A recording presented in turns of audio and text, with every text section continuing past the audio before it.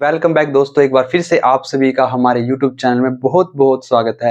आज का कोई व्लॉग स्पेशल नहीं होने वाला कि कोई व्लॉग बताए या कुछ ऐसी इन्फॉर्मेशन बताए। आज का जो हमारा वीडियो होने वाला है, जैसे थंबनेल को देखकर आप सभी ने पता लगा ही लिया होगा कि किस चीज के ऊपर हमारा किस टॉपिक के ऊपर वीडियो होने वाला है। तो वीडियो शुरू करते हैं बिना किसी देरी के। तो सबसे पहले बात आती है कि हरियाणा में, जो आपने थंबनेल देख के पता ही लगा लिया होगा, गवर्नमेंट के बारे में आज हम बात करने वाले हैं। हमने देखा कि कुछ सोशल मीडिया पर देख रहे हैं कि हरियाणा में काफी दिक्कतें सामना बीजेपी को करना पड़ रहा है फिलहाल में इलेक्शन के लिए। वो 5 रीजन, 4 रीजन, 3 रीजन क्या है जिन वजह से ऐसा क्या हो गया कि हरियाणा के सीएम को बदलना पड़ा और तुरंत ही कुछ ऐसी सिचुएशन आ गई कि बीजेपी के लिए थोड़ा टफ हो गया। लोकसभा चुनाव पे भी इसका असर थोड़ा देखने को मिलेगा। हालांकि जो बात इस वीडियो में होगी वो जनता के द्वारा दिए गए मत, कि किस तरीके से हरियाणा की जनता का मत है और किस तरीके से लोकसभा पर भी विधानसभा का असर पड़ेगा। हालांकि विधानसभा के चुनाव लोकसभा के बाद हैं, तो देखते हैं किस तरीके से अभी जनता का मूड है, हरियाणा की जनता। दोस्तों आपको बता दें कि हमारे हरियाणा में अप्रोक्सीमेटली 10 साल से बीजेपी की सरकार है। यहाँ पे हार तो 2019 में ही बीजेपी को हार का सामना करना पड़ सकता था, लेकिन जननायक जनता पार्टी, जो एक जेजेपी पार्टी जिसकी शॉर्ट फॉर्म है, बीजेपी ने जो है अपना गठबंधन बनाया और हरियाणा में सरकार जो है अपनी बनाई। तो फिलहाल बात कर लेते हैं कि किस तरीके से, क्या ऐसे इशू आए और किन वजह से, मतलब 2019 में भी जो है बहुत बड़ा कांड रहा कि विधानसभा चुनाव में बीजेपी को एक काफी तगड़ा झटका लग सकता था।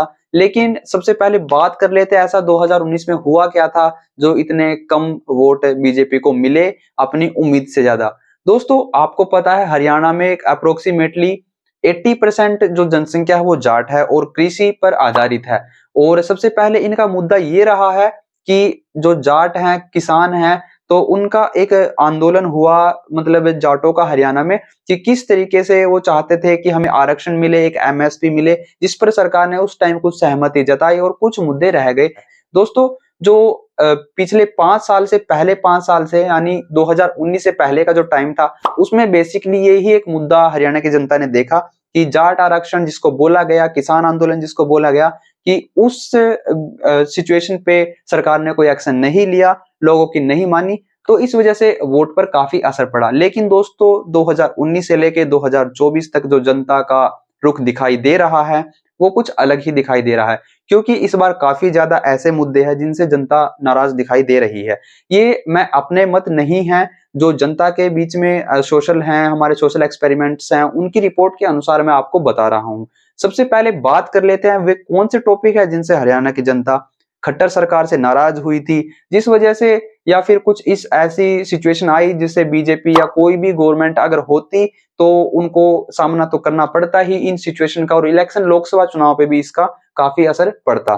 तो बात कर लेते हैं दोस्तों, जिसमें कि लोगों को क्या वोट देना चाहिए, कहां देना चाहिए, इस पर काफी बहुत गंभीर तरीके से हरियाणा में आजकल चर्चा चली हुई है। सबसे पहले बात आती है सीईटी की।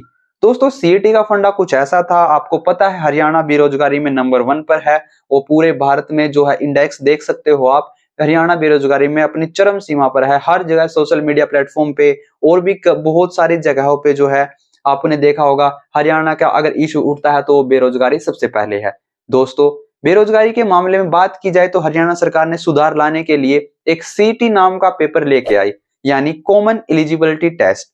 सीईटी का फंडा ये था दोस्तों कि जो बच्चा अगर कॉम्पिटिटिव एग्जाम की तैयारी करता है तो उसको सबसे पहले सीईटी देना पड़ेगा और फिर वो बाकी के पेपर को दे सकता था। यानी अगर कुछ सोचा जाए आम साधारण भाषा में तो ये एक छलनी थी।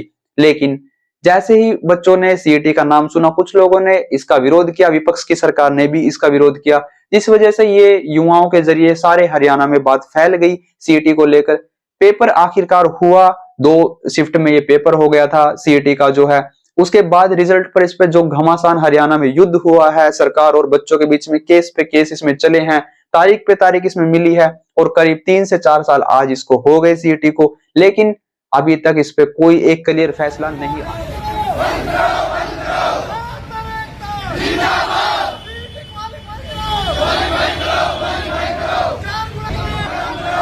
है दोस्तों। तो इस वजह से भी जनता का काफी रुख बदल गया था, जिससे लोगों ने, युवाओं ने सोचा कि खट्टर सरकार से, उस टाइम पे खट्टर थे, अभी फिलहाल में जो है मुख्यमंत्री बदल दिए गए हैं हरियाणा के। तो उस टाइम पे दोस्तों जनता चाहती थी, युवा चाहते थे कि खट्टर सरकार जो सीईटी पेपर ले, उससे जनता को कोई ऐतराज नहीं था, लेकिन उनको पेपर क्वालिफाई नेचर का चाहिए था, यानी जो उस पेपर को पास करेगा तो वो नेक्स्ट पेपर में बैठेगा। लेकिन दोस्तों सबसे पहले अहम मुद्दे की बात ये आई, सरकार और युवाओं के बीच में जो है, इन्होंने पेपर लेने के बाद इन्होंने बोला कि जो 60 से 70% एवरेज है स्टूडेंट है, 60-70% जो एग्जाम में लेके आएगा, केवल उन्हीं को, यानी 4 गुना, केवल जो है 4 गुना को ही सेकंड पेपर में बुलाया जाएगा। तो दोस्तों इस वजह से भी काफी नाराजगी देखने को मिली जनता के बीच में और बीजेपी सरकार के बीच में, जो है काफी मतलब रुझान अच्छे नहीं रहे। तो एक बहुत बड़ा अपने आपके हरियाणा के इतिहास में ये बहुत बड़ा एक बदलाव था, क्योंकि अभी से पहले यहाँ कोई सीईटी नहीं था, सीधा फॉर्म भरे जाते थे और पेपर लिए जाते थे।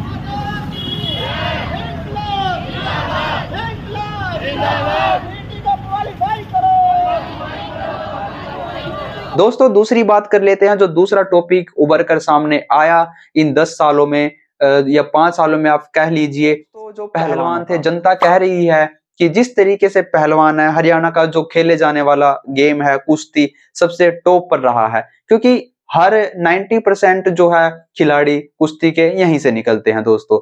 और महिलाओं के साथ बोल रहे हैं जनता हरियाणा की कि इस तरीके से व्यवहार थोड़ा जनता को सुहावना नहीं लगा, इस वजह से काफी विरोध इनको झेलना पड़ रहा है। क्योंकि और सबसे पहली बात आपने अभी देखा होगा साक्षी मलिक के बारे में, किस तरीके से साक्षी मलिक के साथ, या बजरंग पूनिया, और भी काफी प्लेयर्स थे जो दोस्तों जिनके ऊपर कुछ ऐसे इश्यूज आए, जिनको जनता ने उभार के अब लोगों के सामने खुद ही जनता लेके आई सोशल मीडिया प्लेटफॉर्म पे जाकर। दिल्ली में आपने देखा किस तरीके से जनता का जो है गुस्सा फूटा, और काफी सारे मतलब उनके साथ, साक्षी मलिक जी के साथ काफी सपोर्ट जनता का मिला। तो अब बात कर लेते हैं एक और चीज ऐसी जिससे जनता काफी परेशान थी हरियाणा में, तो ये था फैमिली आईडी। दोस्तों विपक्ष को लेकर भी एक घोषणा आई थी कि जैसे ही सरकार बनेगी कोई दूसरी, कि हम फैमिली आईडी को खत्म कर देंगे। तो ये फैमिली आईडी मैटर था क्या? दोस्तों सबसे पहले बात कर लेते हैं जो हमारी फैमिली आईडी वो होती क्या है।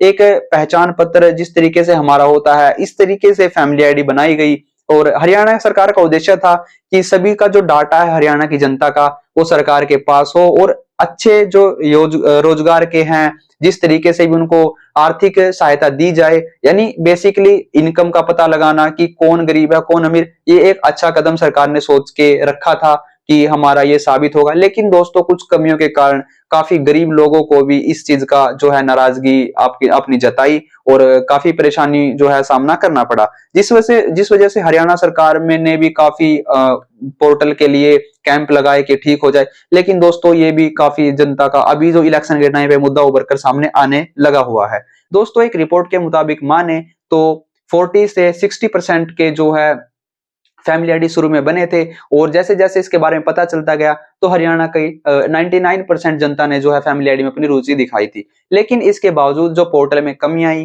क्योंकि काफी सारे जो इनकम के इश्यूज आए, सरकार के सामने भी इशू गए, जिनका कुछ ऐसा था कि जिनके पास जो लायक भी नहीं थे उनको भी हरियाणा में जो है फैमिली इनकम बहुत कम कर दी गई, और जो एक्चुअल में ऐसे गरीब थे तो उनकी कुछ जगहों पे 1-2 केसेस ऐसे आए कि उनकी हाई हो गई। इस वजह से काफी नुकसान जो है जनता को झेलना पड़ा, इस वजह से काफी धक्के परेशानी खानी पड़ी, इस वजह से लोग भी कुछ थोड़ा अपोजिट में हो गए। अब इलेक्शन के टाइम पे जो है जनता इन 5 मुद्दों, 4 मुद्दों, 3 मुद्दों को लेकर काफी गंभीरता से विचार कर, जहां भी जाया जा रहा है अब इन्हीं बातों का चर्चा हो रहा है। 2-3 बातें कुछ ऐसी हैं ये जिससे काफी जनता नाराज दिखाई दे रही है। दोस्तों अब अहम मुद्दे की बात आती है, जो सबसे अहम मुद्दा है वो क्या है? आपको पता है, जैसे मैंने वीडियो के शुरुआत में बताया था कि 80 से 90% जनता हरियाणा की किसान है।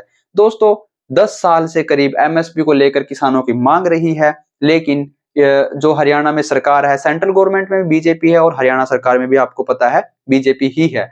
तो एमएसपी को लेकर इनकी बातें जो है किसानों की नहीं मानेगी। पंजाब, हरियाणा, राजस्थान, उत्तर प्रदेश से दिल्ली में काफी आक्रोश रहा, और अभी इलेक्शन से करीब 2 या 3 महीने पहले ही कुछ ऐसी बातें सामने आई जो इलेक्शन के टाइम पे अच्छा नहीं था रुझान। तो अभी भी हालांकि किसान आंदोलन पर बैठे हैं, कुछ बातें मान ली गई है सरकार के द्वारा और कुछ बातें नहीं मानी गई हैं। इलेक्शन को लेकर कुछ इस तरीके का रुझान ये काफी कृषि के रिगार्डिंग, आंदोलन के रिगार्डिंग जो है काफी असर डाल सकता है जैसा देखा जाए। तो जनता का मत कुछ इस तरीके का हो गया है, लेकिन अपोजिशन के ऊपर भी काफी असमंजस में है, सोच रही है कि 2014 से पहले हरियाणा में कांग्रेस की सरकार थी। जनता सोच रही है कि कांग्रेस ने क्या किया अगर पिछले टाइम को देखा जाए।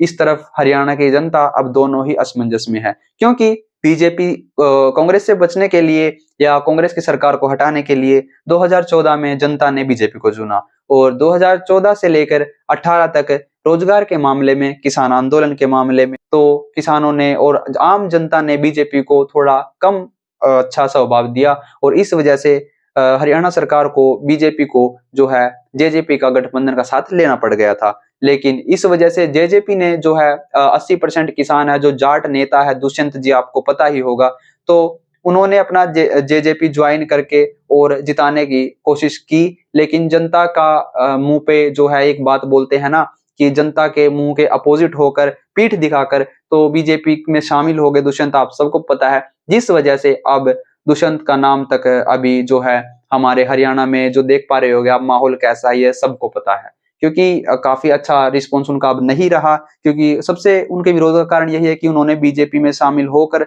एक शायद बहुत बड़ी भूल कर दी थी। लेकिन अब की बार जो माहौल है वो दिख रहा है कि किस तरीके से एक हरियाणा सरकार जो है यहाँ पे मुद्दे जो है धर्म के नाम पर न होकर किसानों के नाम पर और रोजगार के नाम पर मुद्दों पर यहाँ पे हरियाणा में बात होती है।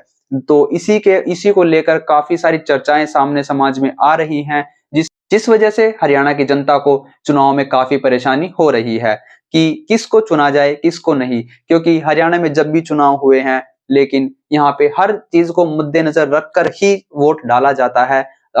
उनको 5 साल के अंदर अपना भविष्य दिखता है कि हमारा 5 साल का भविष्य कैसा होगा। तो दोस्तों अब जो है बात आपको तय करना है। ये थे कुछ ऐसे इश्यूज जो जनता के बीच में है, पुरानी सरकार को लेकर, वर्तमान सरकार को लेकर जो भी है। तो दोस्तों अभी हमारे हरियाणा में 25 तारीख को यानी 25 मई को इलेक्शन जरूर है।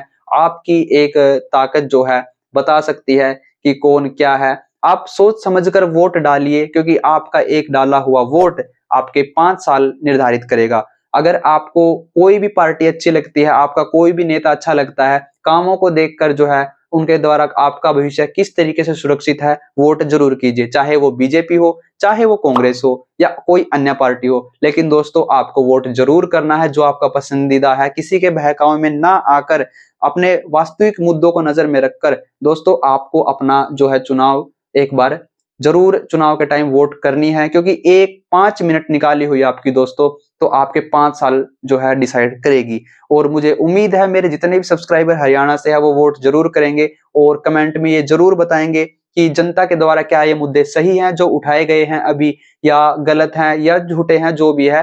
तो आपको कमेंट बॉक्स में जरूर बताना है कि किस तरीके से क्या ये मुद्दे सच हैं। और दोस्तों आपको वोट जरूर से जरूर करनी है, मेरी आप सबसे विनती है।